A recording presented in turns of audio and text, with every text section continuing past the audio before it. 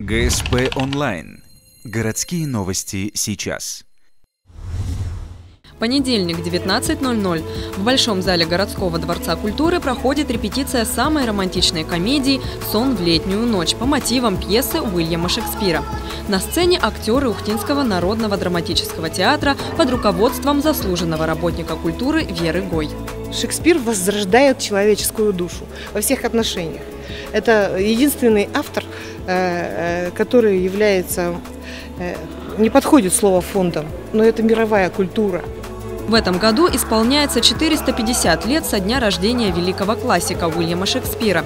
Он является одним из любимых драматургов Ухтинского театра и его режиссера. Спектакль «Сон в летнюю ночь» уже был поставлен на городской сцене несколько лет назад. И в этом году в честь юбилея английского писателя пьеса вновь предстанет перед ухтинским зрителем. 27 марта в 19 часов в городском дворце культуры каждый желающий сможет насладиться театральной постановкой знаменитой пьесы.